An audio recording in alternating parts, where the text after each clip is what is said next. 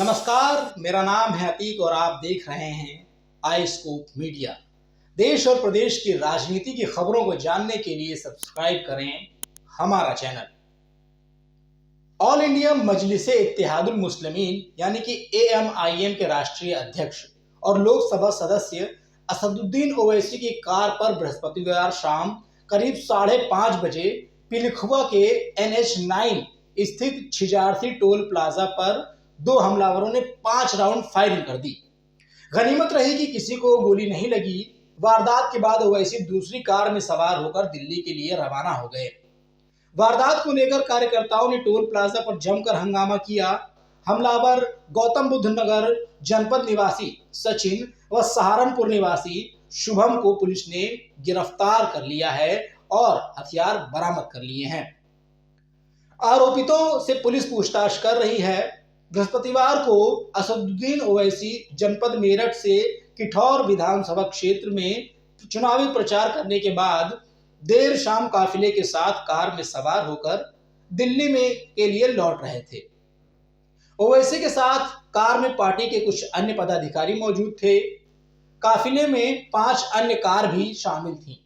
राष्ट्रीय राजमार्ग 9 पर स्थित पिलखुआ के छिजारसी टोल प्लाजा पर पहुंचने पर हथियारों से लैस 2 हमलावरों ने उनकी गाड़ी पर फायरिंग कर दी।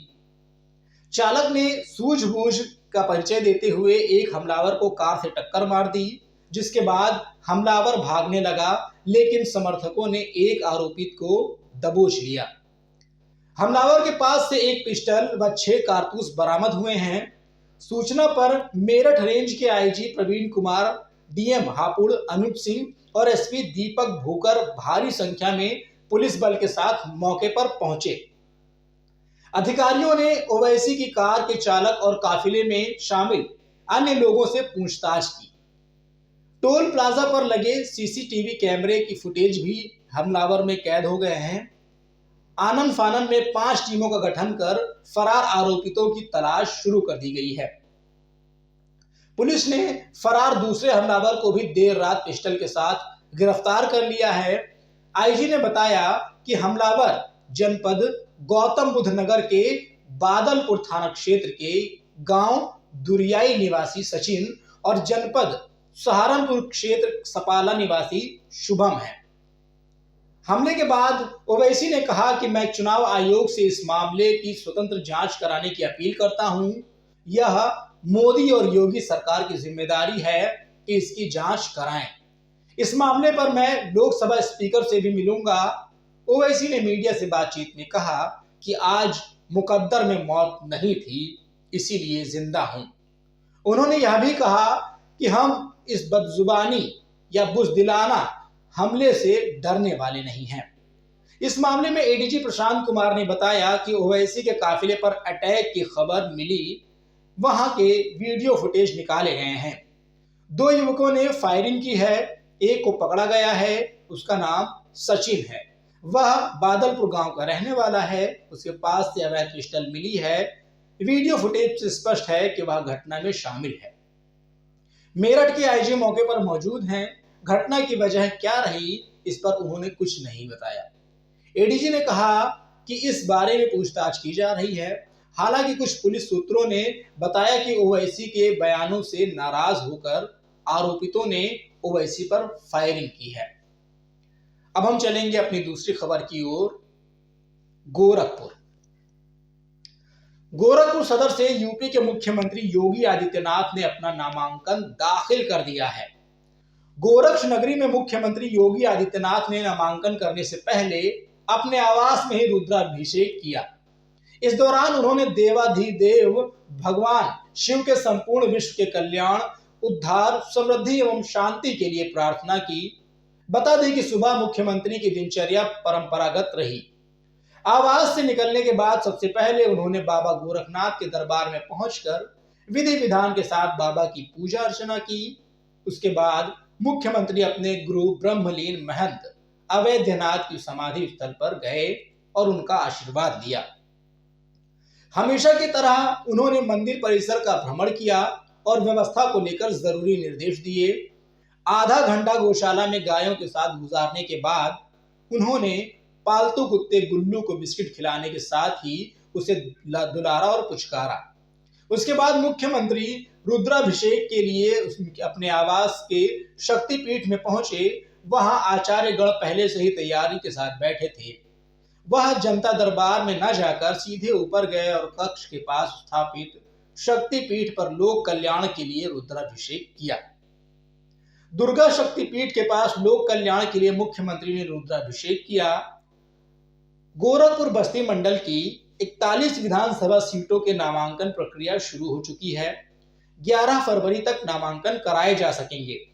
दोनों मंडल के चुनाव छठे चरण में 3 मार्च को होने हैं। 10 मार्च को नतीजे घोषित किए जाएंगे। गोरखपुर बस्ती मंडल में सबसे ज्यादा 9 सीटें गोरखपुर में हैं। नामांकन के पहले दिन ही शहर विधानसभा क्षेत्र से भाजपा प्रत्याशी योगी आदित्यनाथ नामांकन कर चुके हैं। संत कबीर नगर में विधानसभा की 3, सिद्धार्थनगर में 5, बस्ती में 5, देवरिया में 7, कुशीनगर में 7 और महाराजगंज में 5 सीटें हैं। नामांकन प्रक्रिया शुरू हो गई है, लेकिन गोरखपुर की कई सीटों के प्रत्याशियों के नाम का ऐलान नहीं हो सका है। भाजपा ने गोरखपुर ग्रामीण से प्रत्याशी के नाम की घोषणा नहीं की है। इसी तरह समाजवादी पार्टी ने गोरखपुर शहर और चौरी चौरा से प्रत्याशी के नाम का ऐलान नहीं किया है। कांग्रेस ने गोरखपुर शहर, सहजनवा, चिल्लूपार, कैंपियरगंज, गोरखपुर ग्रामीण, चौरी चौरा और बांस गांव के प्रत्याशी अभी तक तय नहीं किए हैं। बसपा ने 9 विधानसभा क्षेत्रों के प्रत्याशियों के नाम तय कर दिए हैं। अब हम चलते हैं अगली खबर की ओर, जो कि बहुत पॉजिटिव खबर है। उत्तर प्रदेश में आगामी विधानसभा चुनाव के लिए वोटिंग शुरू होने से पहले सियासी वार पलटवार का दौर जोरों पर है। इस बीच समाजवादी पार्टी ने मुख्यमंत्री योगी आदित्यनाथ की शिकायत करते हुए चुनाव आयोग को एक लेटर लिखा है।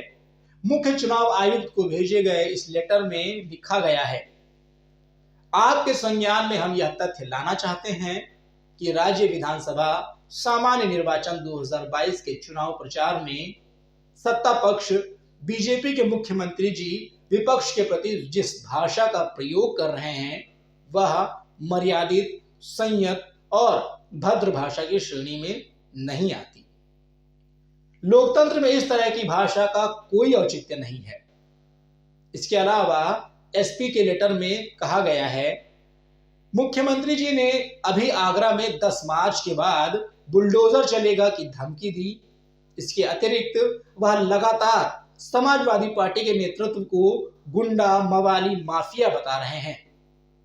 मुख्यमंत्री जी ने 1 फरवरी 2022 को मेरठ के सिवाल खास और किठौर की सभाओं में कहा, लाल टोपी मतलब दंगाई, हिस्ट्री शीटर। मुख्यमंत्री जी ने कैराना, मुजफ्फरनगर में कहा, जो गर्मी दिखाई दे रही है वह शांत हो जाएगी। गर्मी कैसे शांत होगी मैं जानता हूं, जैसी अलोकतांत्रिक भाषा का प्रयोग किया गया है। वह लगातार धमकाने वाली भाषा बोल रहे हैं। लेटर में मुख्य चुनाव आयुक्त से कहा गया है, आप इस बात से सहमत होंगे कि चुनाव प्रचार की गहमा गहमी में भी अपने विपक्षी के प्रति अशालीन भाषा को कतई उचित नहीं ठहराया जा सकता है। खासकर मुख्यमंत्री जैसे संवैधानिक पद पर बैठे व्यक्ति से तो मर्यादा विहीन भाषा व्यवहार की कतई उम्मीद नहीं की जा सकती है। एसपी ने आरोप लगाया है कि सत्ता पक्ष की ओर से आदर्श आचार संहिता का लगातार उल्लंघन चुनाव की निष्पक्षता और स्वतंत्रता दोनों पर गहरा आघात है। समाजवादी पार्टी ने मांग की है कि उत्तर प्रदेश में स्वतंत्र, निष्पक्ष और निर्भीक चुनाव संपन्न कराने के लिए मुख्यमंत्री योगी को पद की गरिमा के अनुरूप संयमित, मर्यादित और आदर्श आचार संहिता के अनुकूल भाषा के इस्तेमाल के संदर्भ में काम करना चाहिए।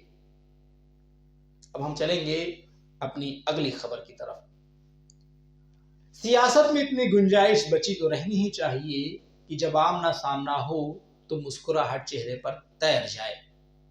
कुछ ऐसी ही सियासी तस्वीर गुरुवार को यूपी में देखने को मिली।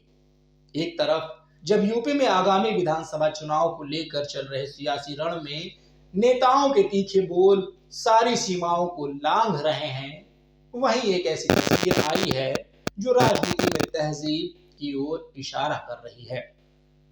इस तस्वीर के 3 किरदार हैं, अखिलेश यादव, जयंत चौधरी और प्रियंका गांधी। असल में यह तस्वीर बुलंदशहर में समाजवादी पार्टी, आरएलडी गठबंधन और कांग्रेस के चुनाव प्रचार के बीच बने एक खुशनुमा इत्तेफाक की है। बुलंदशहर में चुनावी प्रचार के दौरान एक पल ऐसा भी आया जब अखिलेश जयंत का विजय रथ और प्रियंका का काफिला आमने सामने आ गया। बस फिर क्या था, सियासत में चल रही लड़ाई की कड़वाहट हल्की मुस्कान के साथ अभिवादन में बदल गई और चुनावी मौसम में यह तस्वीर वायरल हो गई। समाजवादी पार्टी सुप्रीमो अखिलेश यादव ने बाद में इस वाकये की तस्वीर को ट्वीट करते हुए लिखा, एक दुआ सलाम तहजीब के नाम। अब ऐसे में प्रियंका गांधी कहां पीछे रहने वाली थी। उन्होंने भी इस वाकये का वीडियो ट्वीट करते हुए लिखा, हमारी भी आपको राम राम। प्रियंका ने इस ट्वीट में अखिलेश और जयंत को टैग भी किया है। तो दोस्तों, आज की इस वीडियो और खबरों के सिलसिले में बस इतना ही। अगली वीडियो में आपसे फिर होगी मुलाकात कुछ ऐसी ही रोचक खबरों के साथ। तब तक के लिए आप लगातार बने रहें हमारे चैनल आई स्कोप मीडिया के साथ। नमस्कार।